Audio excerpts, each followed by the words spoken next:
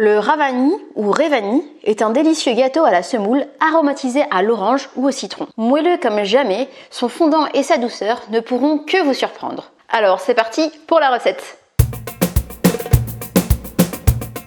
Yassas, ici Angélique et je vous souhaite la bienvenue sur Cuisine à la grecque, la chaîne qui vous apprendra à cuisiner grec étape par étape. Aujourd'hui nous partons à la découverte d'un dessert traditionnel grec, le ravani.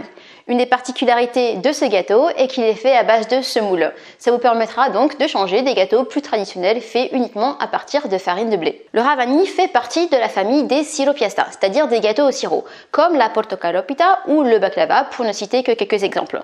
Si vous souhaitez les recettes de ces derniers, je vous mets d'ailleurs un lien dans la description. Que ce soit pour un anniversaire, de retrouvailles en famille ou encore des réunions familiales, le ravani vous sera sûrement très utile car c'est un gâteau qui se prépare rapidement et dans lequel on peut couper beaucoup de parts. La recette que je vous propose aujourd'hui est la recette de ma tante qui a bien voulu nous la partager. Alors Tata Olympe, merci de nous en faire profiter. Ceci étant dit, passons sans plus tarder à la liste des ingrédients ou pâmé comme on dit en grec. Pour faire le ravani, nous aurons besoin de 400 g de semoule, de 240 g de sucre, de 120 g de beurre, de 150 g de yaourt à la grecque, de 6 œufs, du zeste d'une orange et d'un paquet de levure chimique, soit 10 g. Pour faire le sirop du ravani, nous aurons besoin de 900 g d'eau, de 500 g de sucre, d'un demi-citron et d'un bâton de cannelle. Et on démarre sans plus tarder avec notre première étape qui va consister à préparer le sirop. On va commencer par verser l'eau et ensuite le sucre, le bâton de cannelle et le demi-citron. Là, on commence à voir des petites bulles qui font leur apparition, donc on va laisser bouillir le sirop 10 à 15 minutes à feu moyen à partir de maintenant. Je vais ensuite éteindre le feu et on va laisser refroidir. On va pouvoir passer à notre deuxième étape qui va consister à préparer la pâte pour le ravani.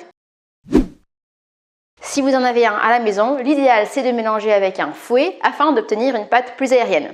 C'est parti! On va commencer par séparer les blancs des jaunes d'œufs. Ensuite, on va prendre un saladier et on va y verser le sucre avec le beurre à température ambiante. On va mélanger jusqu'à ce que le beurre s'éclaircisse. Je rajoute ensuite les blancs d'œufs au mélange et on bat à nouveau.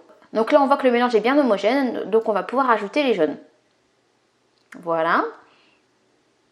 Ensuite, on va encore mélanger pour que ces derniers soient bien incorporés. Donc là, on est bien, donc on va pouvoir ajouter la levure chimique. On mélange. On va verser les zestes. On mélange encore un petit coup. Et on termine avec le yaourt. Et là, on va continuer encore de mélanger pour obtenir un mélange qui est bien crémeux et bien mousseux. Donc là, vous voyez, on est plutôt pas mal. Donc on va maintenant pouvoir rajouter la semoule. Cette fois-ci, je vais mélanger délicatement, mais avec une spatule pour pouvoir l'incorporer petit à petit. Et on va la mélanger juste assez pour qu'elle soit complètement incorporée au mélange. Et on va déjà pouvoir passer à la cuisson. Quelques précisions cependant concernant le plat. Là, je vais en utiliser un qui fait 25 par 35 cm. Je vous conseille d'utiliser à peu près ces dimensions-là pour les quantités que je vous ai données. Ça va vous permettre d'obtenir un ravani qui ne soit ni trop fin ni trop épais. Je vais beurrer mon moule avec un petit peu de beurre. On va bien en mettre partout. Faut pas oublier les bords. Et on va ensuite pouvoir verser la pâte à l'intérieur. Elle a une belle consistance. Et on va bien la répartir de façon homogène dans le récipient. Et on va maintenant enfourner pendant 35 minutes à 170 degrés. Le gâteau sera prêt lorsqu'il aura pris une belle couleur dorée. Si ce n'est pas le cas, n'hésitez pas à prolonger la cuisson encore de quelques minutes. Tadam! Bon bah là on est plutôt bien. Un beau gâteau bien doré.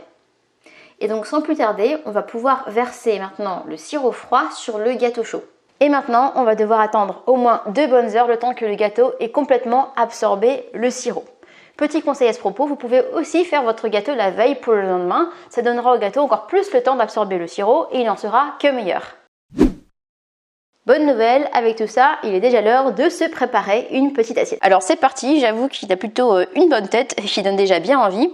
J'ai en plus ces odeurs d'orange là qui remontent. Il est temps qu'on en coupe un morceau. Alors pour couper, vous pouvez soit couper des rectangles ou des carrés, c'est ce qu'on va faire maintenant, mais vous avez aussi la possibilité de couper des diagonales pour obtenir ensuite des losanges. C'est aussi une forme qui est assez courante. Là on va rester dans la simplicité, on va couper des carrés. Il a plutôt une bonne tête. Allez hop, dans l'assiette. Pour la déco, vous avez l'embarras du choix. Vous pouvez lui mettre de la noix de coco, des pistaches concassées, des amandes concassées. Là, on va lui mettre une petite touche d'orange pour la fraîcheur. Nous interrompons cette recette pour une nouvelle de première importance. Nous venons d'apprendre que plus de la moitié des personnes qui nous regardent ne sont pas encore abonnées à la chaîne. Alors qu'attendez-vous? Abonnez-vous! Ça vous permettra d'être notifié dès qu'une nouvelle recette sera publiée et en plus, vous aiderez la chaîne à grandir. C'est fait? Alors c'est parti pour la dégustation. Bon appétit!